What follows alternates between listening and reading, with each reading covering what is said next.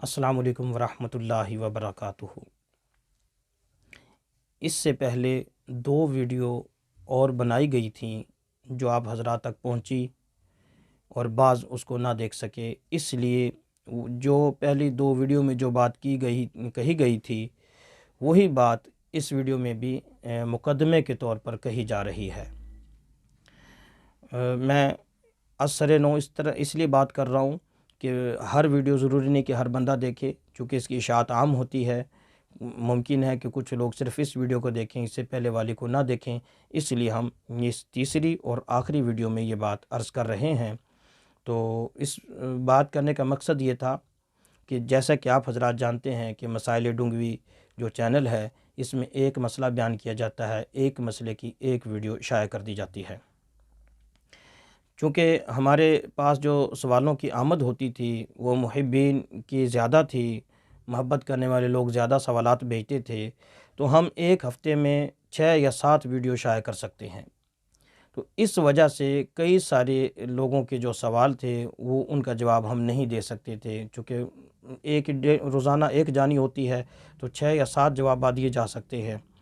تو جو لوگ محبت سے ہمیں سوال بھیجتے ہیں، ہم نہیں چاہتے تھے کہ ان کا سوال کسی وجہ سے رہ جائے، الا یہ کہ کوئی سوال ایسا ہو کہ حالات جس کی اجازت نہ دیتے ہوں یا اخلاقیات جس کی اجازت نہ دیتے ہوں تو وہ تو ہم شائع نہ کریں گے، لیکن جو سوال صحیح ہے، لوگوں کو فائدہ جس سے ہونا ہے، ہمیں فائدہ ہونا ہے، تو ایسی ویڈیو کو شائع کرنا چاہیے تھا۔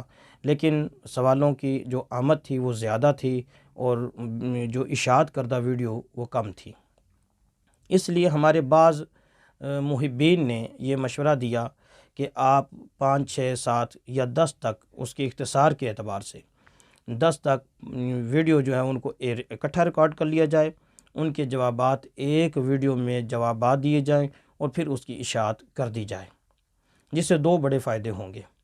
ایک فائدہ تو یہ ہونا تھا کہ جو لوگ محبت سے سوال بھیجتے ہیں ان کی محبت کو ہم سلام کرتے ہیں، جو محبت سے سوال بھیجتے ہیں ہم ان کے سوالوں کا جواب دے دیں گے، اور اس طرح ایک ہفتے میں بجائے 6 یا 7 سوال جانے کے اس طرح کئی سارے سوالات کے جوابات دیے جا سکتے تھے۔ دوسرا فائدہ یہ بھی ہونا تھا کہ ہمیں الگ سے ایک ویڈیو پر جو ہم محنت کرتے ہیں اس کو شائع کرتے ہیں تو وہ نہیں کرنا پڑتا تھا، بلکہ 7، 8 یا 10 ویڈیو کو اکٹھا ہی شائع کر دیتے، ہمارے لیے بھی اس میں سہولت تھی۔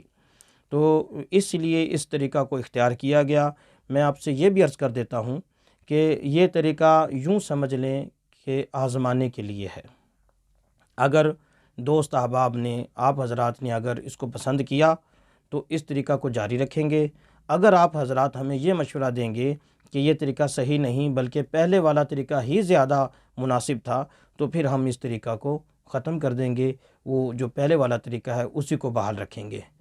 مسئلہ صرف ایک جگہ پر بنے گا، دقت ایک جگہ پر پیش آئے گی کہ جو زیادہ مختصر سوال ہوتے ہیں، جن کا جواب زیادہ سے زیادہ 20-30 سیکنڈ میں دیا جا سکتا ہے، تو اس کو پھر ہم کیا کریں گے؟ اس کا ایک دوسرا بھی طریقہ ہے، شارٹس کے نام سے جیسے ویڈیوز بنتی ہیں، آپ حضرات جانتے ہیں، پھر ان کو وہ دوسرا طریقہ اختیار کر لیا جائے گا تاکہ آپ کی رائے پر بھی عمل ہو جائے اور شارٹس بھی بن جائیں گے۔ تو اس لیے میں پھر آپ سے عرض کرتا ہوں کہ یہ بطور آزمائش کے ہے، یہ یوں سمجھ لیں کہ آزمائشی ویڈیو ہے۔ آپ حضرات اس طریقہ کو پسند کریں گے تو ہم اس کو شائع کریں گے، اسی طریقہ کو جاری رکھیں گے۔ اگر آپ حضرات ہمیں یہ مشورہ دیں گے کہ اس کو بند کر دیا جائے، اس طریقہ کو ختم کر دیا جائے، سابقہ طریقے پر آیا جائے، تو ہم ایسے ہی آپ کی بات کو مانتے ہوئے ایسے انشاءاللہ کریں گے۔ تو اس میرے پاس جو پرچی آئی ہے اس پر 7 سوالات درج ہیں، تو میں اسی طرح نام و پتہ کے ساتھ 7 سوالوں کے جواب آپ تک پہنچاؤں گا۔ پہلا سوال ملتان سے بھائی ابراہیم صاحب نے لکھا ہے۔ وہ لکھتے ہیں کہ سوال پوچھنا ہے، مفتی صاحب، عوام میں مشہور ہے کہ اگر کالی بلی راستہ کاٹ جائے یعنی آگے سے گزر جائے تو آگے نہیں جانا چاہیے کیونکہ اس سے نقصان ہوتا ہے، یہ بات کہاں تک درست ہے؟ بھائی ابراہیم صاحب۔ جی میرے محترم بھائی، یہ توہم پرستی ہے، یہ ہندوانہ عقائد ہیں۔ اسلام ایسے عقائد سے ہمیں بچاتا ہے، ایسی توہم پرستی سے ہمیں اسلام بچاتا ہے۔ اس کی کوئی حقیقت نہیں، یہ من گھڑت چیز ہے، جوہلا کی گڑھی ہوئی باتیں ہیں۔ کالی بلی کے راستہ کاٹنے سے یا کالے کتے کے، حتیٰ کہ کالے خنزیر کے راستہ کاٹنے سے بھی کچھ نہیں ہوتا۔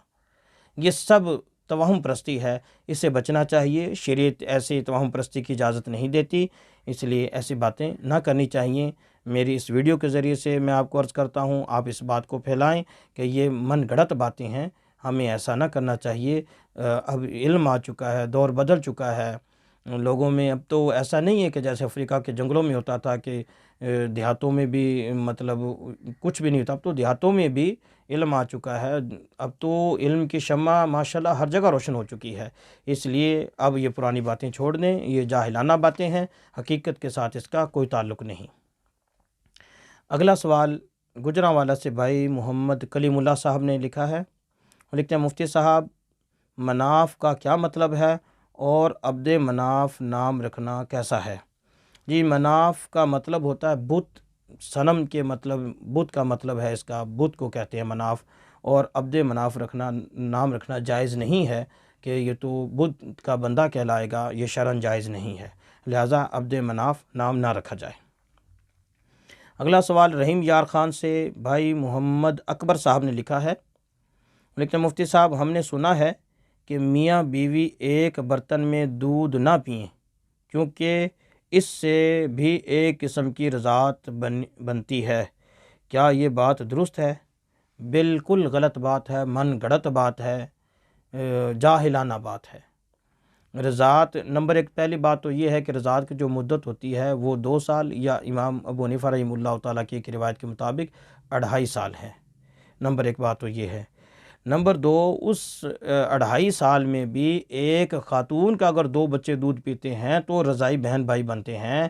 اگر وہ کسی بھینس کا، وہ چھوٹے بچے بے شک ہوں، 2 سال ان کی عمر ہو، 2 سال سے کم عمر ہو، ایک بھینس کا دودھ 2 بچے پیتے ہیں، بے شک ایک برتن میں پیتے ہیں، تو بھی اس سے رضاعت ثابت نہیں ہوتی۔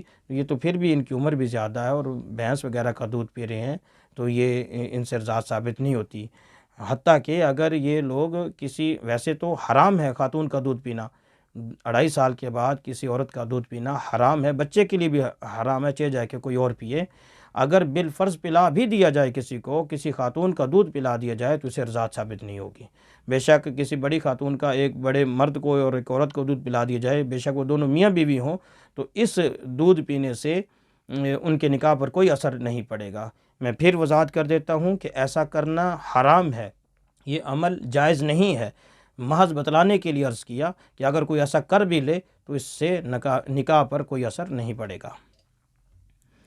اگلا سوال رحیم یار خان سے بھائی، اگلا سوال مظفر آباد سے بھائی محمد شکیل اختر صاحب کا سوال ہے۔ وہ لکھتے ہیں کہ مفتی صاحب، ہم نے انگوٹھی کے حوالے سے پوچھنا ہے کہ کیا لوہے کی انگوٹھی مرد کو پہننا جائز نہیں؟ محمد شکیل اختر: جی میرے محترم بھائی، لوہے کی انگوٹھی نہ مرد کو پہننا جائز ہے نہ عورت کو پہننا جائز ہے۔ لوہے کی انگوٹھی جائز نہیں ہے، اس میں مرد کی کوئی تخصیص نہیں، عورت کو بھی جائز نہیں ہے۔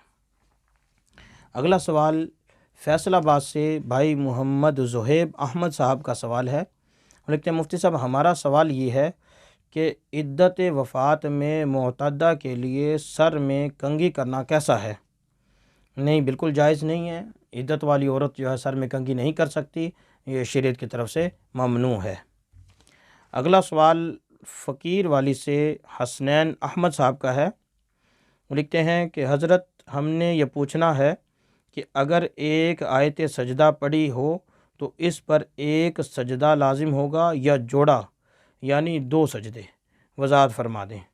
جی میرے محترم بھائی، ایک آیت سجدہ سے ایک سجدہ لازم ہوتا ہے، ایک آیت سجدہ سے سجدے کا جوڑا لازم نہیں ہوتا۔ جیسے نماز میں ایک رکعت میں 2 سجدے ہوتے ہیں، ایسے 2 سجدے لازم نہیں ہوتے، بلکہ ایک آیت پر ایک ہی سجدہ کیا جائے گا۔ اگلا سوال لاہور سے ایک خاتون صاحبہ نے پوچھا ہے۔ وہ لکھتے ہیں کہ مفتی صاحب، ہمارا سوال یہ ہے کہ خواتین جمعہ کے دن جمعہ کے 2 فرض پڑھیں یا ظہر کی نماز پڑھیں یا دونوں کو جمع کریں؟ ایک خاتون: نہیں محترمہ، ایسا نہیں ہے. عورت چھوڑ کر مرد بھی اکیلا جمعہ نہیں پڑھ سکتا. جمعہ کی اپنی شرائط ہیں. جمعہ کے لیے جماعت ہوتی ہے، اس کے لیے خطبہ ہوتا ہے. تو عورتیں مل بھی جائیں تو عورتیں جمعہ نہیں پڑھ سکتی. ایک تنہا عورت یہ ظہر کی نماز ہی پڑھے گی اور اس کو جمعہ کے فرض پڑھنے کی کوئی ضرورت نہیں ہے. نہ شریعت کی طرف سے اس کو حکم ہے کہ یہ جمعہ کے 2 فرض بھی پڑھے، نہ یہ اس کی اہلیت رکھتی ہے. اور جیسے کہ میں نے پہلے عرض کیا کہ اگر کوئی مرد بھی ہو تو وہ اکیلا جمعے کے 2 فرض نہیں پڑھ سکتا. اگر کسی نے جمعے کے 2 فرض پڑھ دیے، کسی مرد نے بھی جمعے کے دن جمعے کے 2 فرض پڑھ دیے، ظہر کی نماز، ظہر کے جو 4 فرض ہیں وہ نہیں پڑھے، تو اس دن کی ظہر کی نماز اس کے سر سے ساقط نہیں ہوگی. اسے اگر جمعہ کہیں ملتا ہے تو جمعہ پڑھے، نہیں تو اس کو ظہر کی نماز پڑھنی پڑے گی. اس کے تنہا 2 فرض پڑھنے سے ظہر کی فرضیت ساقط نہ ہوگی، نہ یہ جمعہ کہلائے گا، نہ یہ جمعہ اس کے صحیح ہونے کی شرائط میں سے ہے. جمعہ کے صحیح ہونے کی بہت ساری شرائط ہیں. اس میں ایک شرط جماعت کی بھی ہے کہ جمعہ بغیر جماعت کے نہیں ہو سکتا. جمعہ کے لیے جماعت ضروری ہے. بلکہ جماعت میں بھی علماء کا اختلاف ہے کہ وہ جماعت میں جو مقتدی ہیں وہ کتنے ہوں. چونکہ جو عام نماز ہے، فرض نماز ہے، اس میں ایک امام ایک مقتدی ہو سکتا ہے. اب جمعے کی نماز میں ایک امام ایک مقتدی نہیں ہو سکتا. ایک امام 2 مقتدی یا ایک امام اور کم از کم 3 مقتدی، یہ بھی علماء کا اختلاف ہے. تو اس لیے ایک تنہا بندے کا جمعہ پڑھنا یہ تو کہیں کی بات نہیں، یہ تو فضول بات ہے. لہٰذا نہ خاتون اکیلی پڑھ سکتی، نہ کوئی مرد اکیلا پڑھ سکتا. السلام.